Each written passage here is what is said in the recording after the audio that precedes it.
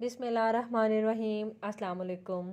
आज का हमारा टॉपिक बहुत ही इंटरेस्टिंग है जिसका नाम है शख्सियत।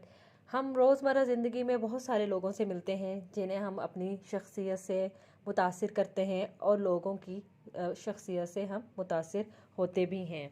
तो माहिरीन नफ्सियात के लिए भी शख्सियत को बयान करना हमेशा से एक चैलेंज रहा है। शख्सियत एक ऐसा लफ्ज़ है जिसको मुख्तलिफ़ अदवार में मुख्तलिफ़ अफराद ने अलग अलग मायने दिए हैं। एक आदमी की नज़र में अगर हम देखें तो वो शख्सियत को मुख्तलिफ़ सेंस में लेता है, उसकी मुख्तलिफ़ डेफिनेशन करता है। एक पढ़े लिखे और एक ख्वानदा और एक ना ख्वानदा फ़र्द, हर इंसान जो है अपनी अपनी लिहाज से जो है वो पर्सनालिटी यानी कि शख्सियत की डेफिनेशन को एक्सप्लेन करता है। तो हम इसका अब तारुफ पढ़ लेते हैं कि शख्सियत का इंट्रोडक्शन क्या है। तो सबसे पहले तो हमें पता चलता है कि शख्सियत का लफ्ज़ जो है वो लातीनी ज़ुबान के लफ्ज़ परसोना से अख्ज़ किया गया है जिसका मतलब है मास्क। यूनानी दौर में जो है स्टेज के जो ड्रामा होते थे वहाँ पर जो फ़नकार काम करते थे तो वो मुख्तलिफ़ करैक्टर जो हैं वो निभाने के लिए अपने एक पहचान जो है वो शो करने के लिए जो है अपने मुंह के ऊपर एक मास्क पहन लेते थे। तो उस ज़माने में जो है मेकअप का काम जो है वो मास्क के ज़रिए लिया जाता था। और वो जो मास्क होते थे वो उनकी पर्दन पर्सनैलिटी को ज़ाहिर करते थे जो कि वो उस स्टेज ड्रामे के अंदर अपना रोल प्ले कर रहे होते थे। लिहाजा शख्सियत के लिए यही मायने और मफ़हूम जो है वो इस्तेमाल होने लगा। तो हम इस सेंस को इस तरीके से देखते हैं कि शख्सियत से मुराद हमारा नकाब है जो हम दूसरों को दिखाने के लिए पहन लेते हैं। इसीलिए जो है कुछ लोग ज़ाहरी चाल ढाल और लिबास को शख्सियत समझते हैं। हम दूसरे लोगों की पर्सनैलिटी इसी तरीके से जज करते हैं कि उनका जो चाल ढाल है, उनका ड्रेसिंग है, उनके बोलने का स्टाइल है, उसको हम पर्सनैलिटी के सेंस में लेते हैं। अगर हम मुख्तलिफ़ डेफिनेशन का यहाँ पे तस्करा करें तो मुख्तलिफ़ माहिरीन ने मुख्तलिफ़ जो हैं इसकी तारीफ़ बयान की हैं। जैसे कि वुडवर्थ के मुताबिक शख्सियत जो है फ़र्द के औसाफ और आदात के मजमूए का नाम है, जबकि कॉलमैन के मुताबिक औसाफ के वो इनफरादी नमूने जो ऐसे होते हैं जो कि फ़र्द को दूसरों से मुनफरिद करते हैं, शख्सियत कहलाते हैं।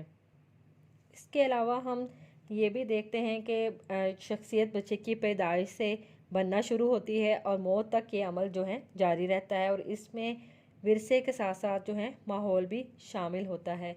शख्सियत पर बड़ा तहकीकाती काम हुआ है और बहुत से माहिरीन ने शख्सियत के मुतालिक नज़रियात पेश किए हैं। तो सबसे पहले जो है हमें जो शख्सियत का नज़रिया मिलता है नफ्सियात में वो है फ़्राइड का नज़रिया शख्सियत। सिगमंड फ्राइड जो था इसका नाम इन तारीख साज शख्सियात में शामिल है जिन्होंने इंसानी किरदार के मुताले का नया रास्ता खोला है और उन्होंने बहुत से नए और इनकलाबी नज़रियात पेश किए हैं।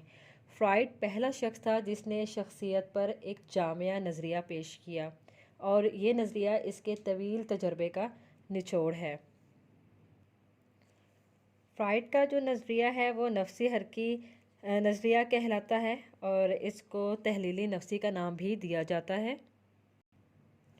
फ्राइड ने जहन के 3 दर्जे जो हैं बताए हैं जो कि शऊर, तहत शऊर, लाशऊर हैं। इनको अब हम देखते हैं कि ये क्या चीज़ है। तो सबसे पहले हम शऊर की बात करते हैं। शऊर से मुराद वो जहनी कैफियत हैं जिनसे हम इस वक्त आगाह होते हैं, यानी कि आप मेरा लेक्चर सुन रहे हैं तो इट्स मीन कि आप शऊरी कैफियत के अंदर हैं। उसके बाद आती है बात तहत शऊर की।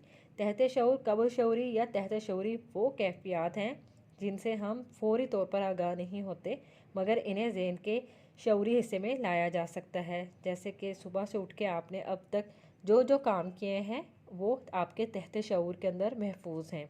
यानी कि अगर मैं आपसे पूछूं कि आपने सुबह उठ के क्या क्या काम किया था, किन किन लोगों से मिले थे, तो आप थोड़ा सोच के अपनी उसे शऊरी सतह पर लेकर आ सकते हैं। उसके बाद हम थर्ड बात करते हैं लाशऊर की, यानी कि अनकॉन्शियस। अनकॉन्शियस या लाशऊर जहन का वो हिस्सा है जिस तक हमारी रसाई नहीं होती, और फ्राइड ने अपने नज़रिए में लाशऊरी महरक़ात को सबसे ज़्यादा अहमियत दी है। इसका कहना है कि शख्सियत की तह में लाशऊरी महरक़ात का किरदार इंतहाई नुमायाँ नज़र आता है। इसके बाद हम बात करते हैं शख्सियत की क़ुव्वत की। फ्राइड के बकौल पैदाइशी जिबलात और उज़वियाती ज़रूरियात फ़र्द के किरदार, एहसासात और ख़यालात को मुतय्यन करती हैं। ये ऐसे पैदाइशी मेलानात हैं जो फ़र्द की शख्सियत पर हुक्मरानी करते हैं। इनकी तादाद तो बहुत ज़्यादा है, ताहम जो हैं फ्राइड ने इन्हें दो हिस्सों में तकसीम किया है, एक जिबलत हयात और एक जिबलत मर्ग। पहले हम जिबलत हयात के बारे में बात करते हैं कि ये ऐसी जिबलात होती हैं जो हमारी बका से मुंसलिक है, यानी कि हमारी ज़िंदगी से मुंसलिक होती हैं, और इनमें से हर एक की अपनी तवानाई होती है जो फ़र्द को किसी भी किरदार की तरफ जो है वो माइल करती है। जैसे कि फ्राइड ने इस तवानाई को लिबिडो का नाम दिया, और इसमें वो बुनियादी महरक़ात शामिल हैं जिनकी तस्कीन बार बार जो है वो की जाती है। जैसे कि आप देखते हैं कि आपको भूख लगती है, प्यास, हवा, अफ़ज़ाइश नस्ल, ये तमाम चीज़ें जो हैं वो आपकी जिबलत हयात हैं, यानी कि ज़िंदगी की बका के लिए ज़रूरी हैं, जिनके बगैर जो है हम सरवाइव नहीं कर सकते हैं। तो इसके अलावा जो है माशरती और ख़ारजी महरक़ात का ताल्लुक़ भी जो है वो हमारे जिबलत हयात से ही होता है। जैसे कि इज़्ज़त, शोहरत, दौलत, सोशल स्टेटस, ये तमाम जो हैं इसकी एग्ज़ाम्पल्स हैं, और फ़र्द इनकी तकमील करके खुशी महसूस करता है, और हकीकत भी ये है कि फ़र्द इन्हीं के लिए जो है ज़िंदगी भर तगोदो करता रहता है। सेकंड पे आती है जिबलत मर्ग, इसको डेथ इंस्टिंक्ट भी कहते हैं। तो बकाई जिबलात का ये मुतजाद है, यानी कि जिबलत हयात का ये उलट है, इसका ऑपोजिट हम इसको कंसीडर करते हैं। और अगर इनका रुख फ़र्द की ज़ात की तरफ हो गए, जिबलत मर्द वाली तमाम जो इंस्टिंक्ट्स हैं वो अगर फ़र्द की ज़ात की तरफ इसका मुंतकली हो जाए, तो क्या होता है कि फ़र्द अफसरदगी और ख़ुदकुशी की तरफ जो है वो माइल होता है। और अगर इसका रुख बाहर के माहौल की तरफ हो तो फ़र्द एग्रेसिव हो जाता है, यानी कि जारियत पसंद हो जाएगा। जारहाना रद्द अमल जो है उसकी एक नेचर बन जाएगी कि वो तोड़ फोड़ करेगा, तखरीब करेगा, हर वक्त क्रिटिसिज्म, तनकीद करता रहेगा, और जो है नफ़रत करेगा। तो ये तमाम चीज़ें जो हैं वो जिबलत मर्द की तरफ जो हैं फ़र्द को लेकर जाती हैं। और फ्राइड का भी कहना है कि जिबलत मर्द जो है वो हर फ़र्द का मकसद होता है। फ़र्द की जो ज़ात है उस पर हमेशा दोनों जिबलतों की रसाकशी होती रहती है। ठीक है, यानी कि जिबलत हयात की भी और जिबलत मर्ग की भी जो है रसाकशी चलती रहती है। और जिबलत हयात अक्सर जो है वो फ़र्द पर गालिब रहती है, क्योंकि हम ज़िंदगी में कुछ ना कुछ करना चाहते हैं। मोटिवेशन जो है वो हमारा जीने का कोई ना कोई मकसद होती है। तो ताहम अगर जिबलत मर्ग जो है अगर फ़र्द पर गालिब आ जाए तो मौत वाक़या हो जाती है। तो इन दोनों के जो अदम तवाज़न से क्या होता है कि फ़र्द की पर्सनैलिटी के अंदर तशवीश या एंग्जाइटी की कैफियत जो है वो पैदा हो जाती है। तो दोनों के बीच में बैलेंस होना नहायत ज़रूरी है। अब हम बात करते हैं शख्सियत की साख्त की, स्ट्रक्चर ऑफ पर्सनैलिटी के बारे में जो है फ्राइड ने क्या कहा था। फ्राइड का कहना है कि फ़र्द की ज़ात में शदीद जज्बात और ताकत के हसूल के लिए मुस्तकिल जो हैं वो जदोजहद पाई जाती है, और इसका मरकज़ शख्सियत के साख्ती अवामिल में है। तो ये तीन जो हैं उसने साख्तियत के हवाले से बात की है, इनकी लाज़ात, अना और फ़ोकुल अना की। सबसे पहले में हम लाज़ात के बारे में बात करते हैं, यानी कि इड के बारे में। तो लाज़ात जो है वो शख्सियत की साख्त का सबसे पहला निज़ाम है जो कि पैदाइश के वक्त जो है फ़र्द के अंदर मौजूद होता है। फ्राइड के नज़दीक लाज़ात ज़बरदस्त क़ुव्वत का सरचश्मा है, और इसको इट भी कहा जाता है। इट जो है दरअसल एक लातीनी ज़बान के लफ्ज़ इट से मख़ूज़ है, जिसका मतलब है तमाम तर ख्वाहिशात, जज्बात या जिबलात। तो ये जहन के गोशे लाशऊर में पाया जाता है। तो जब बच्चा पैदा होता है तो उसके अंदर सिर्फ इड मौजूद होती है उसकी पर्सनालिटी के अंदर, और इसमें जो है जिबलतें और ख्वाहिशात पाई जाती हैं, और हर ख्वाहिश को वो चाहता है कि वो फ़ौरन कंप्लीट हो जाए। तो इट का मुतालबा ही ये होता है कि उज़विया में तवाज़न बरकरार रखा जाता है, जैसे कि भूख, प्यास है, खुराक की तलब है। अगर ईद की ख्वाहिश की फ़ौरन तस्कीन ना हो तो उज़विया जो है वो उसका तवाज़न बिगड़ जाता है, क्योंकि उसकी ख्वाहिश जो है वो पूरी नहीं हो रही होती। तो सारी नफ्सी तवानाई जो है वो ईद के अंदर मौजूद होती है, जो किसी भी किरदार को मोटिवेट करती है। तो ईद का तकाजा हर लज्जत अंगेज़ किरदार की ना सिर्फ तकमील होता है बल्कि फ़ौरी तकमील होता है, कि जैसे ही उसके जहन में कोई बात आई है तो वो फ़ौरन से कंप्लीट हो जाए। तो ईद का तकाजा अगर ना पूरा किया जाए तो क्या होता है कि तनाव यानी कि टेंशन की कैफियत पैदा हो जाती है। इसलिए ईद जो है उसूल लज्जत यानी कि प्लेयर प्रिंसिपल के असूल के तहत काम करती है, ताकि जो है तनाव से फ़ौरी निजात हासिल हो सके। और ये अपनी तस्कीन के लिए बैरूनी रुकावटों की भी बिल्कुल परवाह नहीं करती है। ईट में जो है हकीकी और मुंतकी सोच की बजाय गैर हकीकी और गैर मंतकी जो है ख़यालात जो हैं वो जमा होते हैं, और इसका ताल्लुक़ सिर्फ़ ज़हन की ज़ाती हकीकत से होता है, ख़ारजी हकीकत से नहीं होता। क्योंकि वो जो ख्वाहिश उसके जहन में आ रही है उसने वही पूरी करनी है।